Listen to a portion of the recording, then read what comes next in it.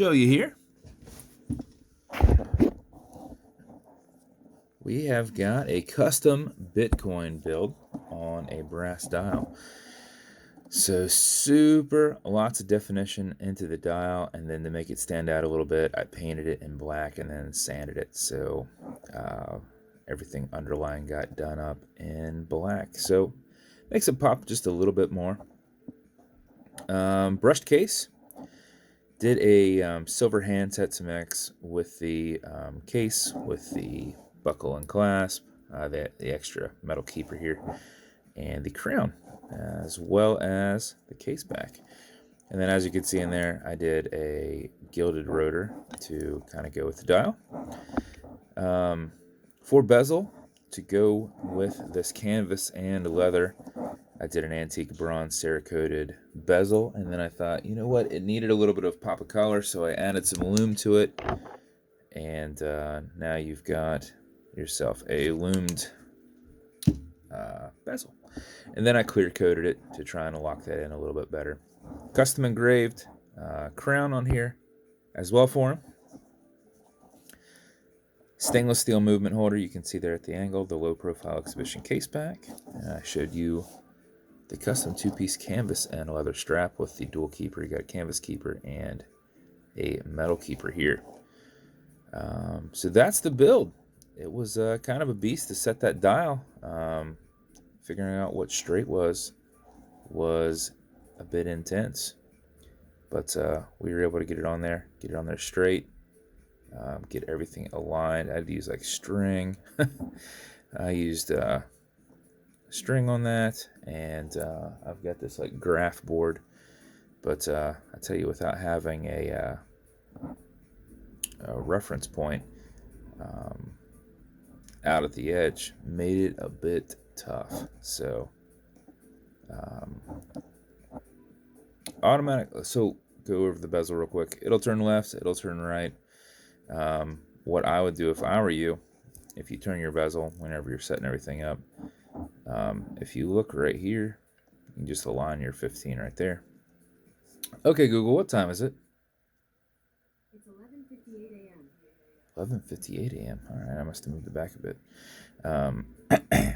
So I would align it with 15, or I mean, I guess you can kind of slide your dial back and forth. What is that on there that's driving me nuts? All right, it's gone now. It's driving me nuts down at the 25. There was something in between the glass and the bezel that are driving me nuts. You could always kind of look in between your markers right here on top and bottom, and that will help. But I just go with the 15, line it up kind of there in the center to help with that. But what you'll do, it's an automatic mechanical, so you can wind it, you can wear it, you can put it in a watch winder to keep the time. But if it's dead or you're not going to be very active, like you're going to be driving or something like that, make sure you wind it just a little bit. How you do is you back the crown off the threads until you hear it clicking. At that point, you can wind, and a wind is a turn away from you. Turning it back towards you doesn't do anything, but it's a lot easier to keep your finger spacing and just go back and forth. Keeps you from screwing it back down onto the crown. I just kind of keep my thumb against that. If you do it for 4 or 5 seconds before you put it on, you'll keep time throughout the day. And if you do it for something closer to 20 seconds, you're going to max out your 31 plus hour power reserve, but you cannot overwind it. So you can wind it all day if you like.